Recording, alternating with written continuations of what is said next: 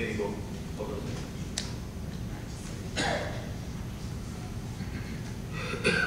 Well, ladies and gentlemen, good morning. I just am coming from an official visit with the Minister Silikiotis, who has to go to the Council of Ministers. That's why he apologized, not here with you today. And whatever Professor Economidis mentioned is in the pipeline for discussion with Israel. So we're on the same, dear Michael, on the same wavelength. And a lot of issues they have been discussed with very open ears over there, even CNG for interim solution from MARE, because the scarcity of natural gas in the region is a reality. Egyptians, they don't have gas. The Israelis, they don't have gas. That's why they try so desperately to find a way and a solution, thank you, and a solution for their needs.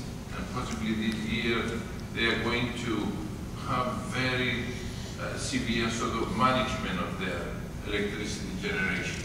Because as you know, the disruption from the Egyptian supply. But we've been these 3 days analyzing and discussing the possibilities of cooperation, and it seems that everything goes smoothly. The Israelis, they need another 2 months to conclude their own sort of energy policy, how much they're going to allow for exports, and where they're going to make the infrastructure for export like LNG.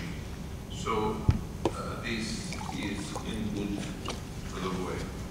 So I go through my presentation, and I shall tell you, I don't know what you have said until now, except of what I heard, but I shall tell you what we are doing here in Cyprus. And this possibility for monetizing the gas, because it is true that as a small island, we have it and we like to share it with our neighbors and especially with Europe. Well, the hydrocarbon exploration activities are going to enhance, first of all, the security of supply, of energy supply, and they are going to diversify considerably the energy mix. Is going to take away from the captiveness we had for so many years on the oil products, and of course it's going to give us a status, geopolitical status in the region. People that are going to take care of us, they're going to consider us, that we do exist. Once, many years ago, when we visited the United States, Washington, D.C., I was supposed to see the senator with the minister in 1998.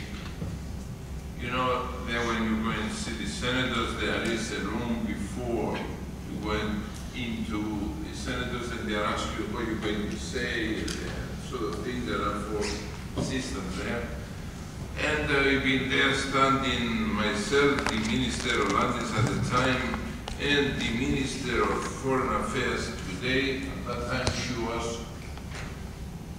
was an ambassador. And you have seen for people, they go inside without asking anybody, without taking and following the protocol and so on. So Minister of Landis telling me, so no, what are you doing these people?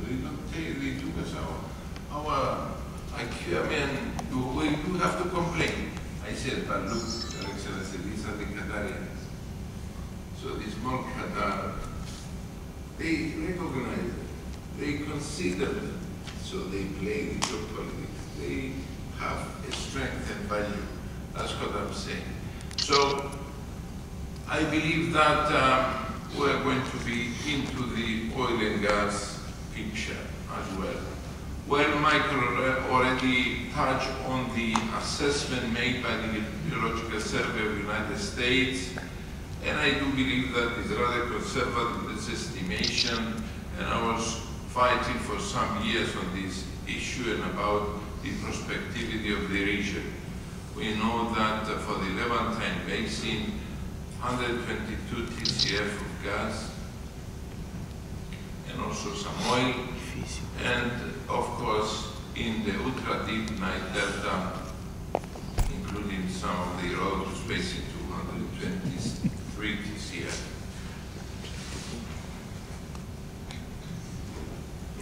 The discoveries of Israel, and they go on some more really right now. ATP, I think, is carried out one, and also at MARE, and there are going to be more discoveries. We know about Talit, we know about Tamar. Tamar, just to remind you, used to belong this block to British gas. They gave it the year 2009 free of charge to Derek and then to join you with Noble, because they didn't believe in this perspective. I had a long discussion with these people, but they didn't believe it. Now, a lot of people, they're coming back to the Mediterranean because even Shell in the normal and the block, block, the big one, they didn't drill deep enough, I believe. So they have to come back again. We know about Tanit, and also we know about Leviathan. Our estimations was 20 TCF. It used to be 10, 13, 16, now it came back that is 20. We know about the Egyptians, who they are desperately in need of more gas as well. They don't have enough gas at their LNG liquefaction plants and for their own needs as well. So they need to dig the Nemet block, as you have seen over there.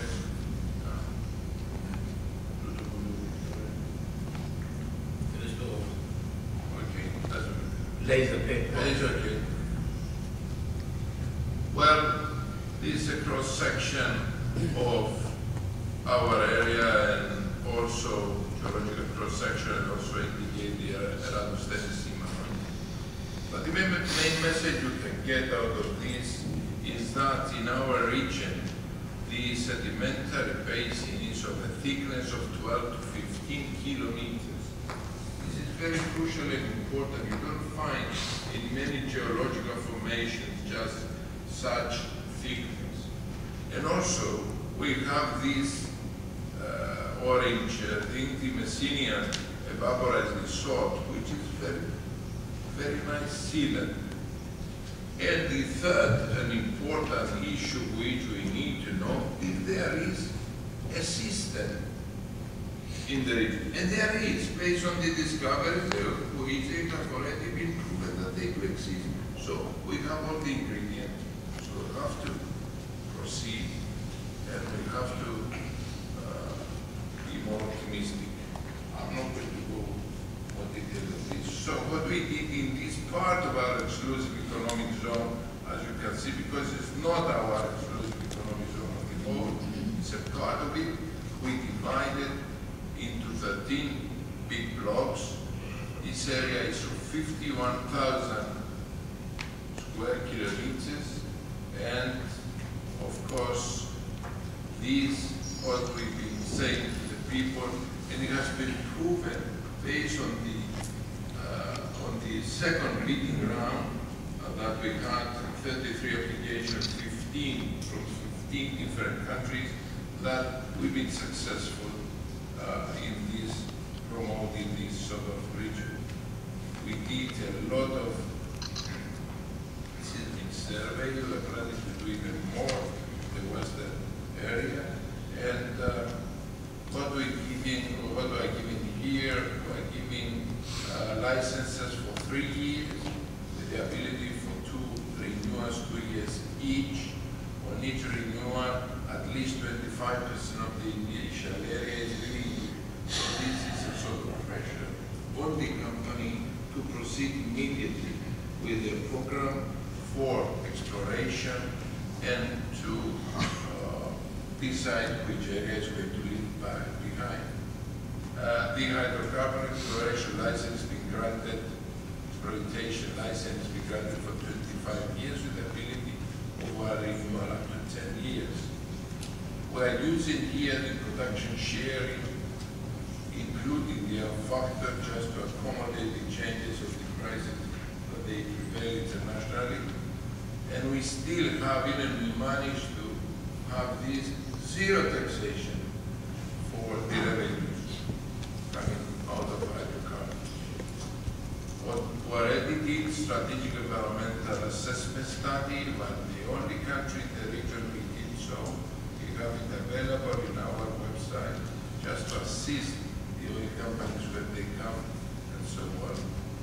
And of course, we did the first bidding round, licensing round, which was carried out in 2007, and we have given one exploration block to Noble. Now, regarding the maritime boundaries, what we did, and we are the only country in the world that we did such agreements with 3 neighboring countries in Cyprus. We did completed our delimitation agreement with Egypt back in 2003, February 2003. We have signed also a framework agreement concerning the development of a cross-median line. That is the famous unitization agreement at its core. And also we have signed a confidentiality agreement and exchanging data and information between the 2 countries. About 10 days ago, an official from Egypt, they reiterated their sort of ensuring us that whatever they sign is still valid and it is still also, and so don't listen and rumor that the Egyptians, because of the Arab Spring, they changed their mind and their agreements and so on, because it's also very useful for them as well. With Lebanon, we have signed back in 2007. Lebanese, they have a problem with Israel regarding the tripartite point, where they as well is the green with the yellow line. I don't have a point, unfortunately. They don't have any problem with the delimitation line itself, the median line. Last night, when we had a dinner with Minister of Foreign Affairs of Israel, Mr. Lieberman, he informed me, and also I had the same sort of story from the Lebanese when I was 15 days ago in Lebanon, that the sort of negotiations, they do go very smoothly and positively under the auspices of the United Nations.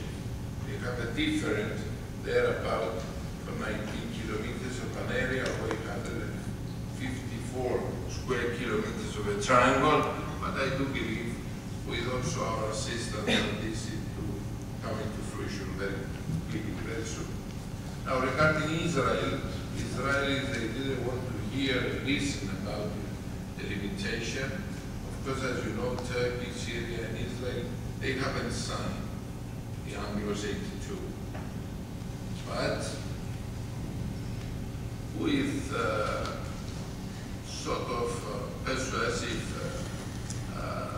ways, but also with the assistance of Noble, they came the SSS, and we have signed with them in December 2010, and also we have ratified this agreement, and now we move towards completion of the unitization agreement with them. I hope that within a month we shall complete that. Now, this is the block 12. We have signed with Noble. I don't know if Mr. Tomic has already done. Well, we have signed with Noble on the 24th of October, a production sharing contract. In September 2009, they carried out the yellow, not of shape there, the 3D, 469 square kilometers of 3D, and they have the prospect Aphrodite. You see here we are in Aphrodite. We have a lot of Aphrodites. They didn't listen to me, Michael. I used to push them to put it Solon, but they didn't want to. They released the right Solon. But anyway. So, and then they did 2D just to see the relinquishment sort of terms. You see, they carried out 4,009 kilometers of 2D. So to find out which part they are going to leave behind. And we relinquished 25% on October 2011. And they carried out, of course, the first exploration well, started on the 19th of September 2011. This is how it looks, the structure, based on the 3D. And borehole was done on the first, so that I cannot show you. Anyway, there are estimates, of course, are going to be much more sure very soon, I hope, based on the analysis and based on the second well, this plan carried out toward the irrigation text. And this structure of 41 square miles, a depth of 5,860 meters total depth, at the water depth of 1,680. This is how it looks also, the structure compared with Israeli neighbors, very similar. The second licensing round, you can see that it has been completed on the 11th of May. We had 15 companies in consortia, and the number of applications submitted are 33. We have already checked and appraised all the applications to see if they have submitted all relevant documents. And we have companies coming from the United Kingdom, France, USA, Israel, Netherlands, South Korea, Russia, Malaysia, Italy, Australia, Norway, Canada, Indonesia, and Cyprus. I do believe that we shall complete the evaluations very soon. And of course, there are going to be negotiations for improvement some of these. The final approval has been given here based on our legislation by the national ministers.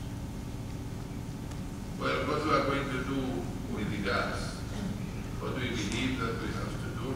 We have to establish an FPSO, specially designed FPSO, for cleaning the gas in situ there, and also taking out all the liquid hydrocarbons and any other sort of impurities. So when the gas comes to Cyprus, to be without creation of any problem.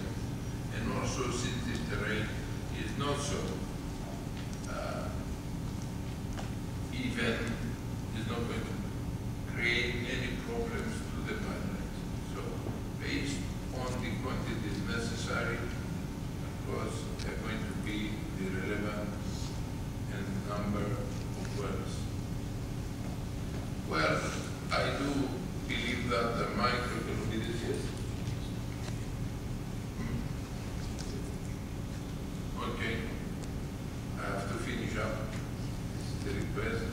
Well, you did talk about the demand, which is going to continue, I believe. And this is, since it's MARE forward, I thought that I wanted to show from where the gas will come from various destinations. But anyway, since it's already been discussed, the various alternatives last year. And of course, this is subject to political decision. The minister already decided that we are going to set up a committee very soon, and we shall start on a daily, yearly basis discussion with Noble to find the most optimum solution for monetization of the gas. This is the LNG. We have already designated the area, which is not easy nowadays to have these sort of things.